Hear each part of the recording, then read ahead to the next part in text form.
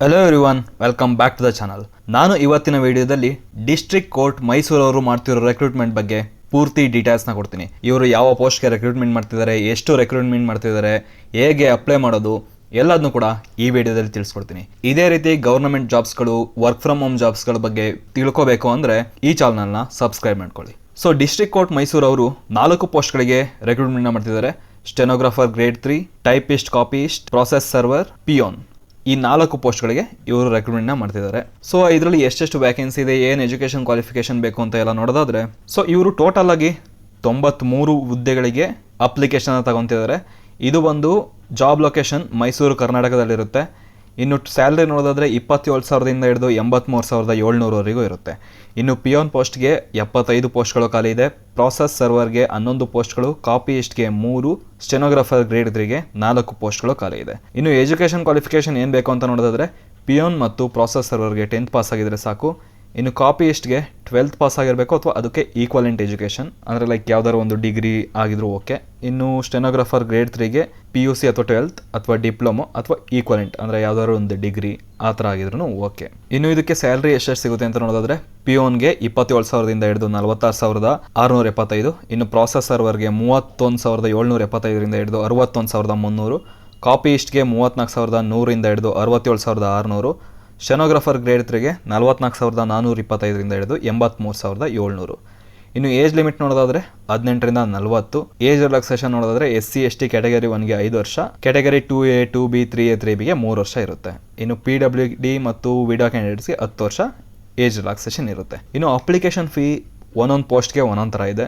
ಮತ್ತು ಇಲ್ಲಿ category wise ಪೋಸ್ಟ್ಗಳು ಕೂಡ ಇದೆ, ಅದನ್ನ ಮುಂದೆ ಹೇಳ್ತೀನಿ ಯಾವ ಥರ ನೋಡೋದು ಅಂತ. ಸೊ ಇಲ್ಲಿ ನೋಡಿದ್ರೆ ಪಿಯೋನ್ ಪೋಸ್ಟ್ಗೆ ಜನರಲ್ ಕ್ಯಾಂಡಿಡೇಟ್ಸ್ಗೆ 200 ರೂಪಾಯಿ application fee, category 2A, 2B, 3A, 3Bಗೆ 100, SC/ST category 1 PHಗೆ ಯಾವುದೇ ಥರದ ಅಪ್ಲಿಕೇಶನ್ ಫೀಸ್ ಇರೋದಿಲ್ಲ, ಆನ್ಲೈನ್ ಮೋಡ್ ಇರುತ್ತೆ. ಇನ್ನು ಪ್ರಾಸೆಸ್ ಸರ್ವರ್ಗೆ ಸೇಮ್ ಜನರಲ್ ಕ್ಯಾಂಡಿಡೇಟ್ 300, OBCಗೆ 150, SC/STಗೆ ಯಾವುದೇ ಥರದ ಇಲ್ಲ. ಇನ್ನು ಕಾಪಿಸ್ಟ್ ಪೋಸ್ಟ್ಗೂ ಕೂಡ ಜನರಲ್ ಕ್ಯಾಂಡಿಡೇಟ್ಸ್ಗೆ 300, ಕ್ಯಾಟಗರಿ 1 ಕ್ಯಾಂಡಿಡೇಟ್ಸ್ಗೆ ನಿಲ್.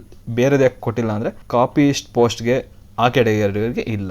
ಇನ್ನು ಸ್ಟೆನೋಗ್ರಾಫರ್ ಗ್ರೇಡ್ 3ಗೆ ನೋಡೋದಾದ್ರೆ general candidates 300, category 2A, 2B, 3A, 3Bಗೆ 150, SC/ST category 1 PHಗೆ ಯಾವುದೇ ಥರದ ಅಪ್ಲಿಕೇಶನ್ ಫೀಸ್ ಇರೋದಿಲ್ಲ. ಸೆಲೆಕ್ಷನ್ ಪ್ರೋಸೆಸ್ ಸ್ವಲ್ಪ ಟೆಸ್ಟ್ಗಳಿರುತ್ತೆ, ಅದಾದಮೇಲೆ ಇಂಟರ್ವ್ಯೂ ಇರುತ್ತೆ. ಇನ್ನು ನಿಮಗೆ ಇದು ಲೈಕ್ ಬೇಸಿಕ್ ಇನ್ಫಾರ್ಮೇಷನ್ ಕೊಟ್ಟಿದ್ದೀನಿ. ನೀವು ಯಾವುದಾದ್ರು ಪೋಸ್ಟ್ಗೆ ಅಪ್ಲೈ ಮಾಡಬೇಕು ಅಂದ್ಕೊಂಡು ಅದ್ರದ್ದು ಪೂರ್ತಿ ಡೀಟೇಲ್ಸ್ನ ನೋಡಬೇಕು ಅಂದರೆ ಆವಾಗ ಈ ಪೇಜ್ದು ಲಿಂಕ್ನ ಕೊಟ್ಟಿರ್ತೀನಿ. ಇಲ್ಲಿ ಬಂದು ನೀವು ನೋಟಿಫಿಕೇಷನ್ ಫಾರ್ ಸ್ಟೆನೋಗ್ರಾಫರ್ ಪೋಸ್ಟ್ ಈ ಥರ ಬೇರೆ ಬೇರೆ ಪೋಸ್ಟ್ಗಳಿಗಿದೆ. ಇದರಲ್ಲಿ ನಿಮಗೆ ಯಾವುದನ್ನು ನೋಡಬೇಕಿರುತ್ತೆ ಅದರ ಮೇಲೆ ಕ್ಲಿಕ್ ಹಿಯರ್ ಟು ವ್ಯೂ ಅಂತ ಇದೆಯಲ್ಲ, ಅದ್ರ ಮೇಲೆ ಕ್ಲಿಕ್ ಮಾಡಿದ್ರೆ ಸಾಕು. ಈ ರೀತಿ ಕಂಪ್ಲೀಟ್ ನೋಟಿಫಿಕೇಶನ್ ಓಪನ್ ಆಗುತ್ತೆ.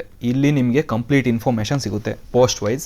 ನಾನು ಈಗ ಜಸ್ಟ್ ಸಿಂಪಲ್ ಆಗಿ ವಿಡಿಯೋದಲ್ಲಿ ಎಲ್ಲ ಹೇಳ್ತಾ ಹೋದರೆ ನೀವು ನೋಡಲ್ಲ, ಸುಮ್ಮನೆ ಬೋರಿಂಗ್ ಆಗಿರುತ್ತೆ. ಸೊ ಯಾರಿಗೆ ಅವಶ್ಯಕತೆ ಇರುತ್ತೆ ಅವರು ಇದರಲ್ಲಿ ಬಂದು ನೋಡ್ಕೋಬೋದು. ಸೊ ಸಿಂಪಲ್ ಆಗಿ ಮೇಯ್ನ್ ಇನ್ಫಾರ್ಮೇಷನ್ನ ಕೊಡ್ತಾ ಇದ್ದೀನಿ. ಇನ್ನು ಏನಾದ್ರು ನಿಮಗೆ ಬೇರೆ ಜನರಲ್ ಇನ್ಸ್ಟ್ರಕ್ಷನ್ಸು ಮತ್ತು ಈ ಟೈಪಿಂಗ್ ಟೆಸ್ಟ್ಗೆಲ್ಲ ಯಾವ ಥರ ಕೀಬೋರ್ಡ್ ವ್ಯೂ ಇರುತ್ತೆ ಅಂದರೆ ಅದಕ್ಕೆ ನೋಡಬೇಕು ಅಂದರೆ ಇದ್ರ ಮೇಲೆ ಕ್ಲಿಕ್ ಮಾಡಿ ಈ ಥರ ಬರುತ್ತೆ. ಕನ್ನಡ ಟೈಪಿಂಗ್ ಎಲ್ಲ ಗೊತ್ತಿರಬೇಕು, ಅದ್ರದ್ದು ಲೇಔಟ್ ಈ ಥರ ಇರುತ್ತೆ. ಇನ್ನು ನಿಮಗೆ ಯಾವುದಕ್ಕಾದ್ರು ಅಪ್ಲೈ ಮಾಡಬೇಕು ಅಂದರೆ ಇಲ್ಲಿ ಅಪ್ಲೈ ನಾವು ಅಂತ ಇದೆಯಲ್ಲ, ಇದ್ರ ಮೇಲೆ ಕ್ಲಿಕ್ ಮಾಡಿ ಈ ಥರ ಒಂದು ಅಲರ್ಟ್ ಬರುತ್ತೆ. ಅದಾದಮೇಲೆ ನ್ಯೂ ಪೇಜ್ಗೆ ಹೋಗುತ್ತೆ. ಈ ನ್ಯೂ ಪೇಜಲ್ಲಿ ಎಲ್ಲ ಇನ್ಫಾರ್ಮೇಷನ್ನ ಕೊಟ್ಟಿರ್ತಾರೆ. ಏಜ್ ಲಿಮಿಟ್ ಎಷ್ಟಿರಬೇಕು, ಕ್ವಾಲಿಫಿಕೇಷನ್ ಏನಿರಬೇಕು, ಮತ್ತು ನಿಮ್ಮ ಸೈಜ್ದು ಫೋಟೋ ಸೈಜ್ ಎಷ್ಟಿರಬೇಕು, ಸಿಗ್ನೇಚರ್ ಸೈಜ್ ಏನಿರಬೇಕು, ಈ ರೀತಿ ನೀವು ಫೋಟೋ ತೆಗೆದು ಇಟ್ಕೊಂಡಿರ್ಬೇಕಾಗುತ್ತೆ. ಇನ್ನು ಏನೇನು ಡಾಕ್ಯುಮೆಂಟ್ಸ್ ಬೇಕು ಅಂದರೆ ಮಾರ್ಕ್ಸ್ ಕಾರ್ಡ್ಗಳು ಬೇಕಿರುತ್ತೆ, ಕ್ಯಾಶ್ ಸರ್ಟಿಫಿಕೇಟ್, ರಿಸರ್ವೇಷನ್ ಸರ್ಟಿಫಿಕೇಟ್, ಮತ್ತು ನೀವು SBI ಪೋರ್ಟಲ್ ಏನಾದ್ರು ಹೋಗ್ಬಿಟ್ಟು ಪೇಮೆಂಟ್ ಮಾಡಿದರೆ ಅದರದ್ದು ಪೇಮೆಂಟ್ ರಿಸಿಪ್ಟ್. ಸೊ ಇಷ್ಟೆಲ್ಲದನ್ನು ನೀವು ಸ್ಕ್ಯಾನ್ ಮಾಡಿ ಇಟ್ಕೊಂಡಿರಬೇಕು. ಅದಾದಮೇಲೆ ಇಲ್ಲಿ ಆನ್ಲೈನ್ ಅಪ್ಲಿಕೇಶನ್ ಅಂತ, ನೀವೇನಾದರೂ ಅಪ್ಲಿಕೇಶನ್ ಅರ್ಧಕ್ಕೆ ಹಾಕಿ ಅಥವಾ ಕಂಪ್ಲೀಟ್ ಮಾಡಿದರೆ ರೀಪ್ರಿಂಟ್ ಅಂತ ಇದೆಯಲ್ಲ, ಇದ್ರ ಮೇಲೆ ಕ್ಲಿಕ್ ಮಾಡಬೇಕು. ಇಲ್ಲ ಅಂದರೆ ಹೊಸ್ದಾಗಿ ಅಪ್ಲಿಕೇಶನ್ ಆಗ್ತಿದ್ರೆ ಆನ್ಲೈನ್ ಅಪ್ಲಿಕೇಶನ್ ಅಂತ ಇದೆಯಲ್ಲ, ಇದ್ರ ಮೇಲೆ ಕ್ಲಿಕ್ ಮಾಡಿ. ಅದಾದಮೇಲೆ ಇಲ್ಲಿ ಜನರಲ್ ಇನ್ಸ್ಟ್ರಕ್ಷನ್ಸ್ ಎಲ್ಲ ಬರುತ್ತೆ, ಅದನ್ನೆಲ್ಲ ನೋಡ್ಕೊಳ್ಳಿ. ಮತ್ತು ಇಲ್ಲಿ ಏನೇನು ಡಾಕ್ಯುಮೆಂಟ್ ಬೇಕೋ ಅದನ್ನೆಲ್ಲ ಕೊಟ್ಟಿರ್ತಾರೆ, ಅವೆಲ್ಲ ರೆಡಿ ಮಾಡಿಕೊಂಡು ಇಲ್ಲಿ ಅಪ್ಲೈ ಅಂತ ಇದೆಯಲ್ಲ ಅದ್ರ ಮೇಲೆ ಕೊಟ್ಟು. ಅದಾದಮೇಲೆ ಇಲ್ಲಿ ಡೀಟೇಲ್ಸ್ ಕೇಳುತ್ತೆ.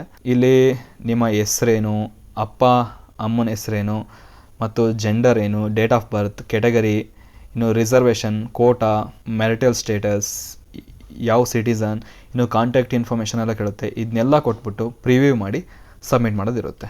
ಇದಾದಮೇಲೆ ಲೈಕ್ ಅಪ್ಲೋಡ್ ಮಾಡೋಕ್ಕೆಲ್ಲ ಕೇಳುತ್ತೆ, ಅದನ್ನೆಲ್ಲ ಕೊಟ್ಬಿಟ್ಟು ಸಬ್ಮಿಟ್ ಮಾಡಿ. ಸೊ ಈ ರೀತಿ ಸಿಂಪಲ್ ಆಗಿ ನೀವು ಈ ಜಾಬ್ಗಳಿಗೆ ಅಪ್ಲೈ ಮಾಡ್ಬೋದು. ಅಪ್ಲೈ ಮಾಡಾದ್ಮೇಲೆ ಟೆಸ್ಟ್ ಮತ್ತು ಇಂಟರ್ವ್ಯೂ ಎಲ್ಲ ಇರುತ್ತೆ. ಅದನ್ನ ಪಾಸ್ ಮಾಡಿದರೆ ನಿಮಗೆ ಅಪಾಯಿಂಟ್ಮೆಂಟ್ ಲೆಟರ್ ಸಿಗುತ್ತೆ.